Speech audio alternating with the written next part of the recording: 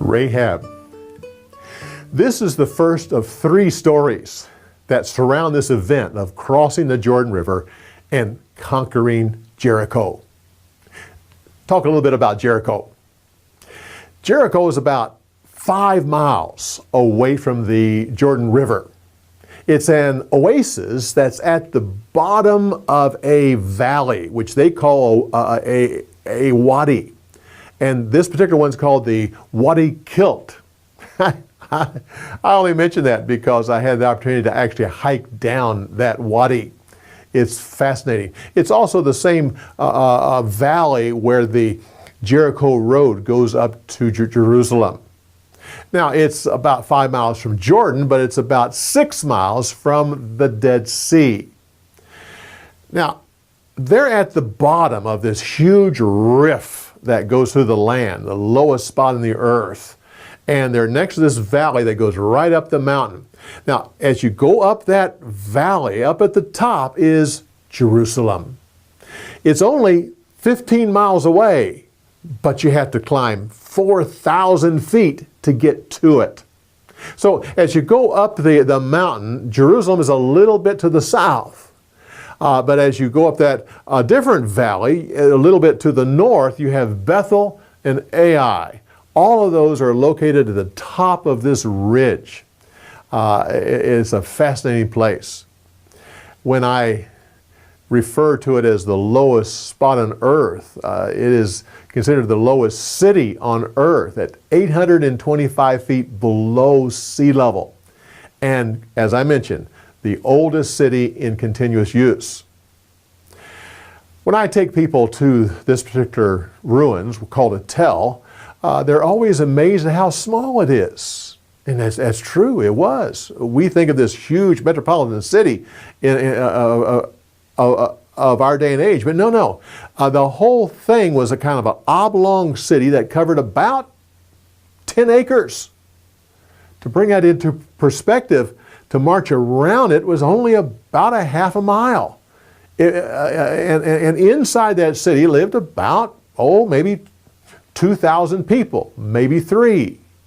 Now, in the time of siege, in the time of war, like they were about to go through, the surrounding families would all go inside, so it could easily swell up to 3,000, maybe even up to 4,000 people, but not likely. Very, very small. It was a city-state. In other words, it was not a part of the Canaanite nation. No, each of the cities in Canaan were individual kingdoms, what we call a city-state. They had their own king, they had their own army. Now later on, when Joshua has his southern campaign and his northern campaign, the cities all realize they need to get together, because you're talking about a nation of 2 million people with 600,000 warriors. So they realized, no, these city-states could not stand alone. So they would join together to fight Joshua. But that left Jericho. This was before all that happened. Jericho was by itself, and it had to face. They did send some help, but not much. It talks about the city gates. In all these cities, it's always important to have a strong, strong gate.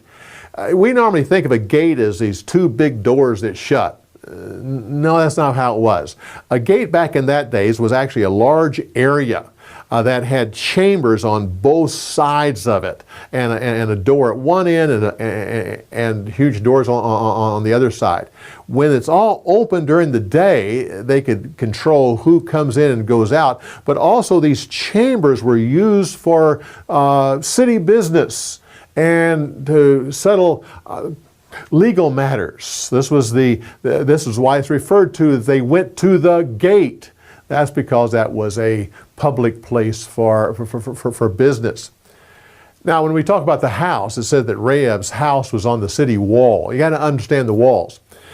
Jericho is built on a rock, And so the first thing is this rock comes up, and then they put the wall on top of that rock. So the outer wall goes up already a ways up in the air. Then you have about a space of 15 feet in, and then the inner wall goes on up from there. That made this city very hard to conquer because of this double wall system. It made it hard to conquer if you were attacking it like most armies did. But the way God did it, it actually made it easier. But I'll get into that later. The space that's between these walls, the outer wall and the inner wall, is about 12 to 15 feet. People would go in there and build houses because you had two walls already established. You just need to build two more and put a roof on it. That's what Rahab did. She had an inn, and it was on the city wall. And that's why the window was just right there facing out.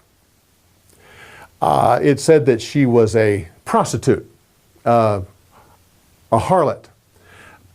That was not her main business. She was an innkeeper. A female innkeeper provided housing, provided food, and provided, well, shall we say, comfort. And that was just a part of her total job. And so she was called a prostitute. It was not something that the pagan society of that day looked down on. It was just her profession. She was a respected member of society.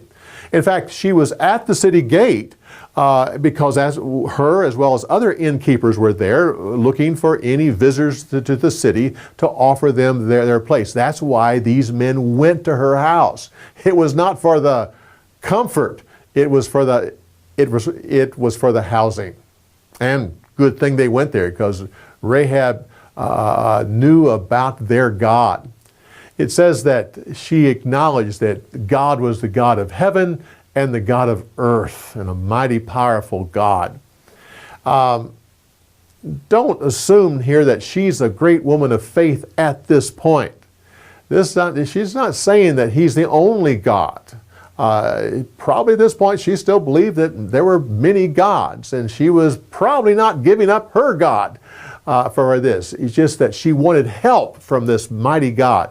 It was only after the destruction of Jericho, when she was taken into the camp and put on, there was a time of purification, and then a time of bringing them into the camp, teaching them the laws of God, that she accepted this Jehovah, this God of Israel, and made it her own, and married into one of the families, actually one of the families of Judah, and became the great woman of faith that we know she is today. Well, come back when we continue on with the rest of this story, when we give you more insights on the story.